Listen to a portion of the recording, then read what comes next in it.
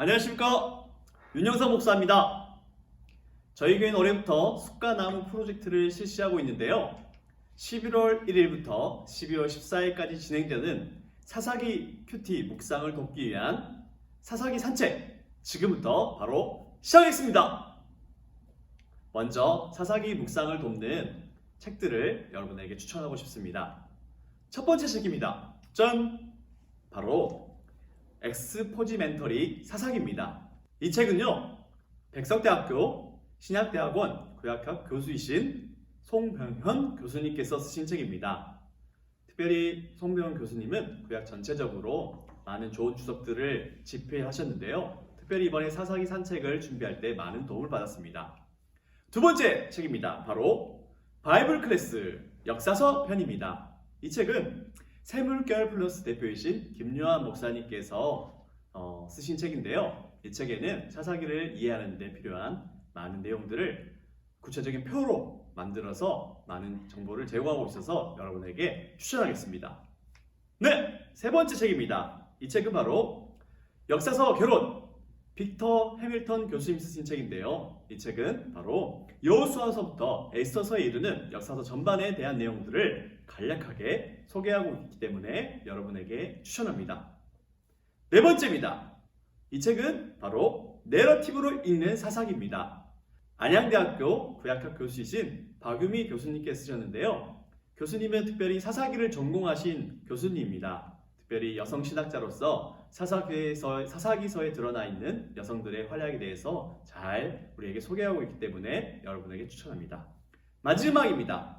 네, 사사기 어떻게 읽을 것인가? 이 책은 캐나다 밴쿠버에 있는 뷰에서 구약학을 가르치시는 전성민 교수님께서 쓴 책인데요, 이 책을 통해서 단순히 사사들이 영웅이 아닌 우리가 똑같은 입장에 있는 연약하고 부족한 인간임을 보여줌으로써 하나님 되심을 우리에게 잘 소개하고 있기 때문에 이 책을 여러분에게 추천합니다. 네, 이제부터 본격적으로 사사기서를 살펴보겠습니다. 첫 번째, 책 이름. 사사기라는 이름은요, 여호수아 시대와 사무엘 시대 사이에 살면서 이스라엘을 다스렸던 12명의 사사에 대한 이야기들을 기록하고 있습니다. 히브리어 성경은 이들을 쇼페팀이라고 부르고, 또한 라틴어 성경의 불가타역은요, 리베르 주디쿰, 바로 판관들의 책이다 라고 말하면서, 또 마지막으로 영어 성경은요, 이 사사기를 저지스라고 부릅니다. 여기서 사사를 가리키는 히브리어 쇼페르는요, 다스리는 자, 재판하는 자라는 의미가 있습니다. 우리가 사사들이 과연 어떤 사람인지, 무슨 일을 하였는지를 가장 잘 우리에게 가르쳐주는 성경 구절이 있는데, 바로 그것은 사사기서 2장 16절입니다. 제가 읽어드릴게요. 여호와께서 사사들을 세우사 노략자의 손에서 그들을 구원하게 하셨으나, 하나님이 노략하는 자들의 손에서 이스라엘을 구해내시기 위해 세운 자들이 바로 사사들이었습니다. 하나님의 백성의 구원은 바로 하나님께서 이루신 일이며, 하나님께서는 사사라는 인간 대리자를 세우셔서 이스라엘을 구원하신 것이죠. 사사기에는 총 12명의 사사들이 나오는데요, 그들에게 얼마나 많은 내용을 할애했냐에 따라서 대사사 그리고 소사사라고 분류합니다. 대사사에는 6명이 있는데요, 온니엘, 에훗, 드보라, 기드온, 입다, 삼손이 있고요. 소사사에는 삼갈, 돌라, 야일, 입산, 엘론, 압돈이 있습니다. 사사를 가리키는 히브리어 쇼페트가 아까 우리가 다스리는 자, 재판하는 자라는 의미가 있다고 말씀드렸는데요, 그런데 사사기에 나오는 12명의 사사들 가운데 두보라만이 재판을 통해 이스라엘을 다스렸던 것들이 묘사되고 있어요. 그렇다면 다른 11명의 사사들은요, 재판관이라기보다는 이방인들의 지배를 받고 있는 그런 이스라엘 백성들을 해방시킨 군사적 해방자들이라고 성경은 묘사하고 있습니다. 사사들은 전쟁에서 승리하여서 이스라엘 백성들에게 자유를 가져다 주었고요, 또한 그들을 올바른 영적 삶으로 인도한 역할을 만드는 사람이었습니다. 따라서 사사는 사법적 기능뿐만 아니라 군사적, 정치적 지도력을 갖춘 지도자였다라는 사실을 우리가 잊지 말아야겠죠. 그리고 사사는요, 이스라엘 전체를 다스리는 것이 아니라 자신이 속한 지파를 주로 다스렸고요. 이 사사들의 통치 기간은 주로 그 사사들이 죽었을 때까지, 그들이 하나님의 부르심을 받을 때까지만 이스라엘을 통치했다는 사실을 우리가 알 수 있습니다. 두 번째, 사사기 저자는 누구인가? 사사기 저자는요, 우리가 확실히 알 수 없습니다. 수많은 구약 성경들처럼 사사기도요, 익명으로 우리에게 전해져 내려오고 있습니다. 세 번째, 기록 시기. 사사기의 내용은 여호수아가 죽은 때부터 이스라엘 왕정이 시작되는 사울이 왕위에 등극한 때까지를 배경으로 하고 있습니다. 우리가 지난번 출애굽기 산책에서 살펴봤다시피 우리는 출애굽기가 기원전 15세기에 기록됐다는 전기 출애굽서를 받아들인다고 했었는데요. 전기 출애굽서에 따르면 여호수아의 죽음은 대략 기원전 1300년 후반에 있었던 일이라고 볼 수 있는데요. 사사기는 기원전 1050년쯤에 사울이 이스라엘 왕으로 등극했다라고 봅니다. 그래서 사사기는 바로 최소한 300년에서 350년의 세월을 정리하고 있다라고 말할 수 있습니다. 그런데 여러분, 사사기서에서 가장 마지막에 기록하고 있는 사사는 누구일까요? 삼손이요. 네, 맞습니다. 삼손. 그래서 삼손은 많은 학자들이 대략 기원전 1100년쯤을 배경으로 하고 있다라고 말해요. 그런데 이 시대는요, 사울이 왕이 되는 그 시기, 바로 기원전 1050년쯤과 얼마 차이 나지 않는 시기였죠. 그리고 그 시대는 바로 사무엘 선지자가 이스라엘을 통치하고 있던 시대였습니다. 이것이 무엇을 말해주고 있습니까? 바로 사사기와 사무엘상의 시대가 겹치고 있다라는 사실을 우리가 알 수 있는 것이죠. 그렇다면 이런 수치상의 문제를 해결할 수 있는 가장 합리적인 해결 방법은 무엇이 있을까요? 학자들은 사사기가 사사들을 순차적으로 기록한 것이 아니다 라고 말합니다. 다시 말해 사사기들에 나와 있는 사사들의 통치 기간이 겹치고 있다는 사실을 우리가 알 수 있다는 것이죠. 그리고 사사기에서 그때는 이스라엘의 왕이 없었다라는 표현이 무려 4번이나 등장하고 있는데요. 이것을 통해서 우리가 무엇을 알 수 있습니까? 바로 사사기가 왕정 시대 이후에 기록됐다는 사실을 우리가 알 수 있는 것입니다. 세 번째, 사사시대의 이스라엘의 상황입니다. 사사시대의 혼란과 공고함의 가장 큰 원인이 바로 이스라엘이 하나님과의 언약을 지키지 않았다는 것이고요. 가나안 땅에 있는 그 이방 신들을 섬기는 데에 바로 원인이 있었다라고 성경은 말합니다. 이스라엘 백성들은 그 40년이라는 광야 생활을 마치고 드디어 하나님께서 약속하신 땅 가나안 땅에 정착했는데요. 그들은 얼마 시간이 지나지 않아서 가나안 땅에 있던 그 신들을 섬겼습니다. 그리고 그들은 하나님을 섬기는 신앙과 가나안 땅의 신들을 섬기는 이 신앙, 이중적인 이런 혼합적인 신앙 생활을 했던 것이죠.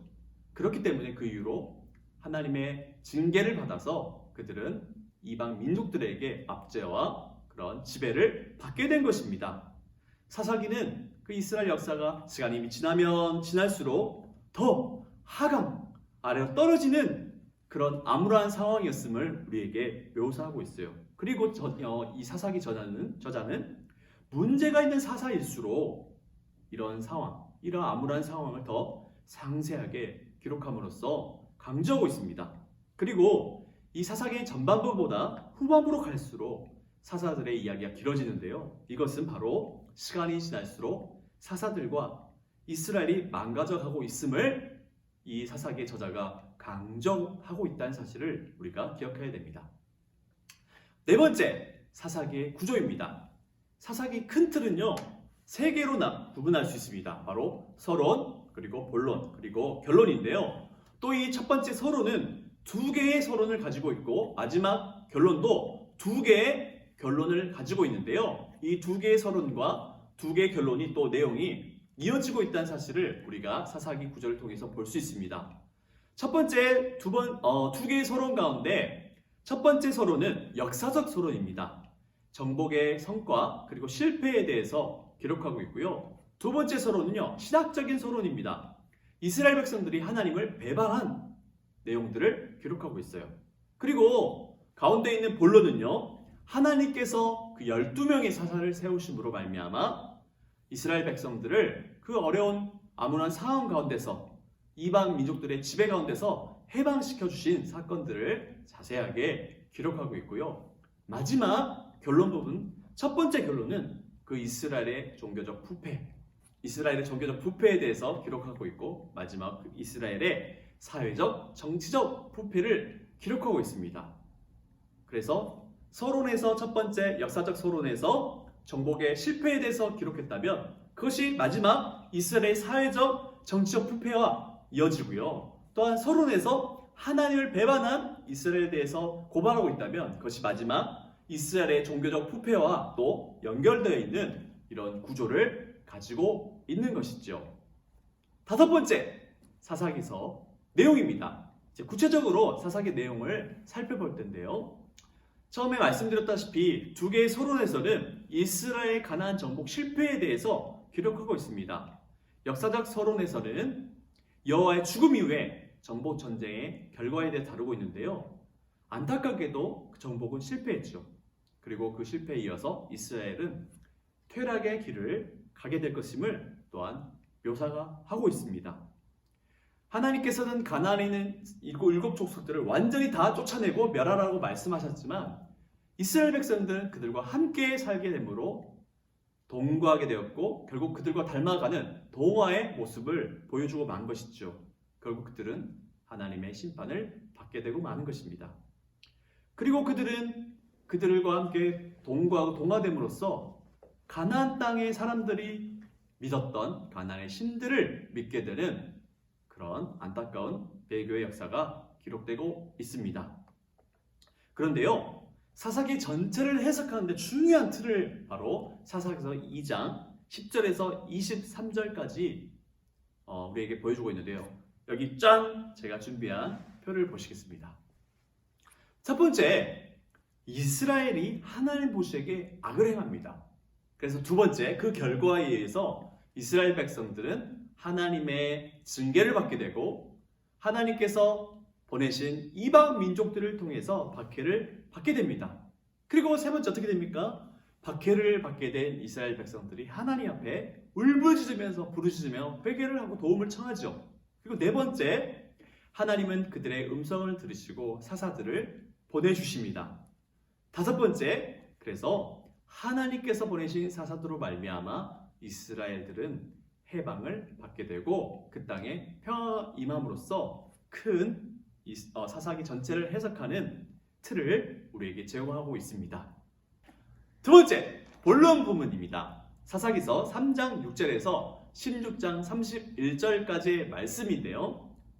12명의 사사들에 관한 이야기가 이곳에서 묘사되고 있습니다. 그런데 여러분, 12명의 사사 중에 첫 번째 사사의 역할이 너무나 중요한데요. 첫 번째 사사 누구지요? 온니엘이요. 야, 이거 어려운 질문이었는데 역시 대단합니다. 이스라엘의 첫 사사인 온니엘의 위치는 매우 특별합니다. 왜냐하면 하나님은 이 온니엘의 이야기를 통해서 사사가 무엇을 하는 사람인지를 구체적으로 우리에게 가르쳐 주고 있기 때문입니다. 자, 표를 하나 준비했는데 보실까요? 짠! 사사기 3장 7절은요, 이스라엘 자손이 여호와 목전에 악을 행했다라고 하는 첫 번째 악행에 대해서 묘사하고 있습니다. 그리고 3장 7절에서 하나님 여호와를 잊어버리고 바알들과 아세라들을 섬겼다, 바로 우상 숭배에 대한 요소를 말씀합니다. 3장 8절에서는 여호와께서 이스라엘에게 진노라는 요소를 말씀하시고, 3장 8절에서 그들은 메소포타미아 왕 구산 리사다임의 손에 파셨으므로 이방 민족에 팔았다는 그 요소를 가르쳐 주고요. 다섯 번째로 이스라엘 자손이 여호와께 부르짖었다, 3장 9절에서 부르짖음이라는 요소를 가르쳐 주고, 또한 3장 9절에서 여호와께서 이스라엘 자손을 위하여 한 구원자를 세워 그들을 구원하게 하셨다, 바로 사사를 지명하셨다. 그리고 3장 10절에 그가 온니엘이 이스라엘의 사사가 되어 사사를 보내셨다. 그리고 3장 10절에 온니엘의 손이 구산 리사다임을 이기느니라. 바로 승리의 요소. 그리고 3장 11절에 그 땅이 평온한 지 40년에 평화가 왔다. 그리고 3장 11절 마지막으로 그나스의 아들 온넬이 죽었더라. 바로 사사의 죽음이라는 요소를 우리에게 보여주죠. 이 온넬의 이야기를 통해서 우리에게 사사 이야기가 10가지 요소를 통해서 구성됐다는 사실을 우리에게 보여주는데요. 온넬의 뒤에 이어 나오는 사사들이 10가지 요소가 다 등장하는 것은 아닙니다. 10가지 요소 중에 어떤 부분들은 생략되기도 하고요. 특별히요, 마지막 사사인 삼손의 이야기에서는요, 없는 것들이 있는 것보다 훨씬 많아요. 심지어 삼손의 이야기는요, 이스라엘 백성이 하나님께 부르짖었더라 라는 이런 중요한 요소도 빠져 있습니다. 이것이 무엇을 가리키나요? 마지막 사사인 삼손이 사역했던 시대에는 정말 시대적으로 하나님께 부르짖지 않을 정도로 악했다라는 사실들을 우리에게 보여주고 있는 것이죠. 마지막으로 사사기는 두 개의 결론을 가지고 있습니다. 첫 번째 결론은 이스라엘의 종교적인 부패인데요. 사사기 17, 18장에는 미가라고 하는 사람과 그의 레위 제사장 그리고 단지파 이야기를 보여줍니다.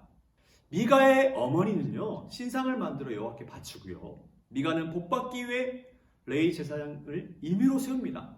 그리고 단지파는 하나님의 이름으로 과도한 살상을 하고요, 미가 제사장을 빼앗습니다. 그러나 그들의 신앙은 다 우상 숭배일 뿐인 것이죠.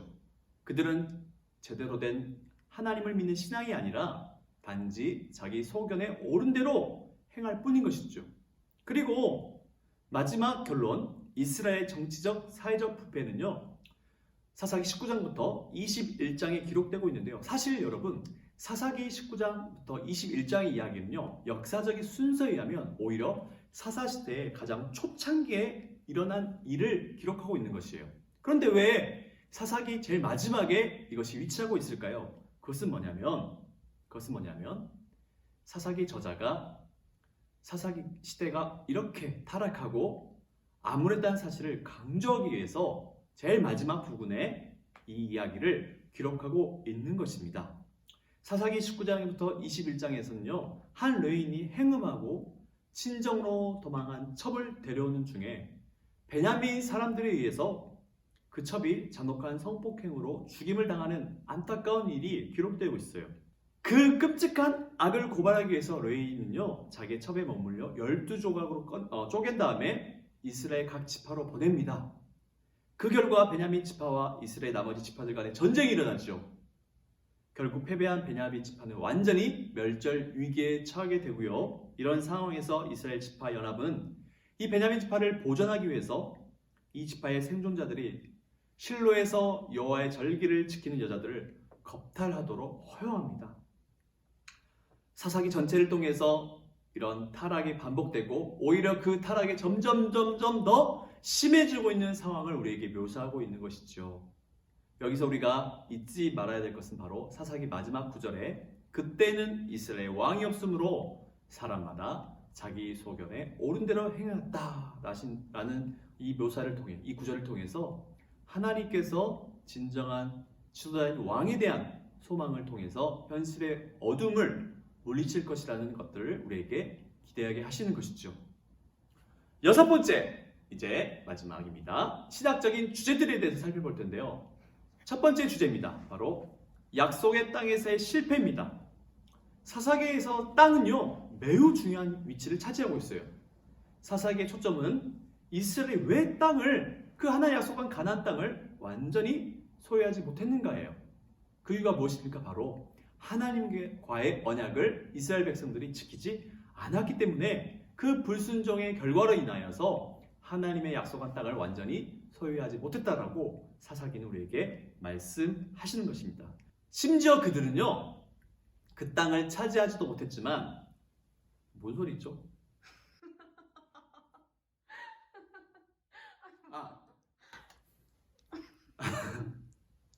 심지어 그들은 그 땅을 차지하지 못했을 뿐만 아니라 그 땅의 사람들에게 쫓김을 당하게 되고 이방 민족들에게 지배를 당하는 상황을 받게 되는 것이죠. 두 번째, 사사기의 신학적 주제는 바로 이스라엘의 반역입니다.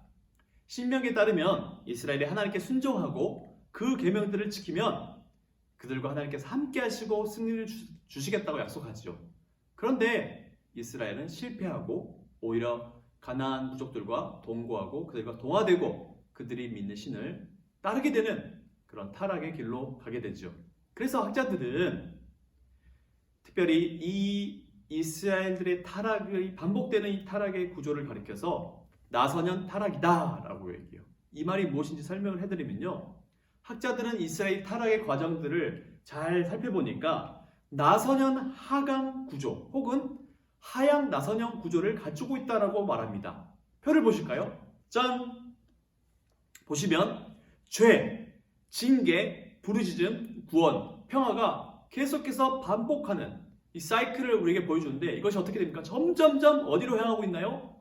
아래로 점점점 이스라엘의 타락이 심해지고 더 암울해지는 상황으로 사사기는 우리에게 묘사하고 있기 때문에 학자들은 이것을 가리켜 바로 나선현 하락이다 라고 말해요.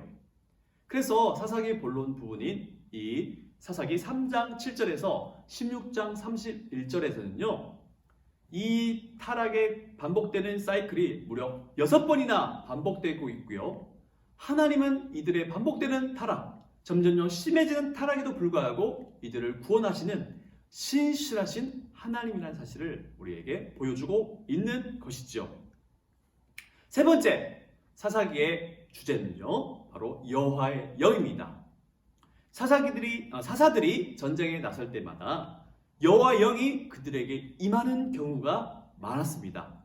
온니엘, 기드온, 입다에게 여호와의 영이 임했다는 기록이 있고요. 마지막 사사인 삼손에게 여호와의 영이 임했다는 기록이 무려 4번이나 나와 있습니다. 사사기에서 여호와의 영은요, 전쟁을 수행할 수 있는 능력과 힘을 주는 역할을 하고 있습니다. 네 번째, 사사기의 중요한 신학적인 주제는 바로 여호와만이 우리의 사사라는 사실입니다. 앞집 속에 부르짖는 이스라엘 위에서 사사를 세우신 분이 바로 누구십니까? 하나님이십니다. 그런데 하나님은요, 단순히 사사를 세우신 것이 아니라 그들과 함께 하셨고요, 두려워하거나 의심하는 사사들에게 그들이 이 사역을 잘 감당할 수 있도록 힘을 주시고요, 또한 이미 전투에 있어서도 사사들이 승리할 수 있도록 승리를 약속하신 분이시죠. 그리고 하나님은 그 전쟁에 직접 개입하심으로써 사사들을 통해 이스라엘에게 승리를 주시는 분이십니다. 그런데 여러분, 하나님께서 사사들을 사용하여 이스라엘을 구원하셨지만 이 사사들이 하나님의 기준에는 절대로 미치지 못하는 사람들이었다는 사실을 우리가 잘 알 수 있는데요. 그래서 사사기 저자는요, 이 사사들에게 직접적으로 그 사사라는 호칭을 한 번도 사용하지 않아요. 그런데 그 사사라는 호칭이 단 한 번 사사기서에서 기록되고 있는데 그것이 바로 사사기서 11장 27절입니다. 그런데 놀랍게도 사사기 저자는 그 사사를 누구에게 사용하고 있냐고 하면 바로 하나님에게, 여호와 하나님에게만 하나님이 그 사사시라는 사실을 우리에게 보여주고 있어요. 그런데 우리말 성경은 이 부분을 심판하시는 여호와라고 번역함으로써 이 사사기 저자가 의도하는 바가 잘 드러나지 않게 되었어요. 그런데 영어 성경, 바로 NIV라든지 킹 제임스 버전에 따르면 이것은 잘 번역하고 있는데요, The Lord, the Judge라고 번역하고 있어요. 직역하면 주님, 그 사사라고 번역하고 있잖아요. 그래서 이스라엘 수많은 사사들의 이야기로 구성되고 있는 이 사사기에서 오직 여호와 하나님만이 직접적으로 그 사사로 불린다는 사실은 이 사사기의 저자가 우리에게 강조하고 있는 바, 바로 여호와 하나님만이 유일한 이스라엘의 사사다라는 사실을 강조하고 있다는 사실을 우리가 잊어서는 안 됩니다. 다섯 번째, 사사기의 중요한 주제는 바로 왕의 필요성입니다. 하나님께서는 이스라엘 통해 가나안 땅에서 하나님 나라를 세우기로 작정하셨죠. 여기서 하나님 나라가 무엇입니까? 하나님께서 직접 왕이 되셔서 그들을 공평하고 은혜롭게 통치하고 다스릴 그 나라가 바로 하나님 꿈꾸셨던 하나님 나라였죠. 그렇기 때문에 모든 집안은 하나님만을 왕으로 모시는, 그리고 왕으로 섬기는 일을 했어야만 합니다. 그런데 사사기 저자가 계속 뭐라고 반박하고 있습니까? 그때 이스라엘에 왕이 없었다는 사실을 4번이나 강조했다는 사실을 우리가 아까 말씀드렸는데요. 이 문구는 단순히 이스라엘 왕이 없었다라는 사실을 말씀하는 것이 아니라 이스라엘의 진정한 왕이신 하나님께서 이스라엘 땅에 부재하셨다라는 사실을 보여줍니다. 그래서 어떤 학자는 이런 표현을 합니다. 존재하신 하나님, 언제나 존재하신 하나님의 부재함이 바로 이 사사 시대의 비극이었다라고 말하는 것이죠. 동시에 그때 이스라엘 왕이 없었던 이 문구는요, 인간 왕의 필요성을 지적함으로써 이스라엘 역사가 이제 왕이 있을 것임을, 왕정이 시작할 것임을 우리에게 묘사하고 있는 것입니다. 그래서 사사기의 저자는요, 이스라엘 진정한 왕이신 하나님을 왕으로 여기지 않는 이스라엘 백성에 대해서 비판하면서 동시에 이제는 하나님을 대신하여 이스라엘을 통치할 왕이 세워질 것임을 우리에게 보여주고 있는 것이죠. 6번째, 사사기의 중요한 주제, 시작적인 주제는 바로 여성의 지위입니다. 사사기는 구약의 어떤 책보다 여성들의 활동을 가장 많이 언급하는 책입니다. 너무 좋지요? 네. 네. 사사기에서는요, 이 남성들의 부족함, 남성들의 어떤 죄악들이 많이 나와 있고요. 반면 이 여성들의 업적이 많이 부각되고 있어요.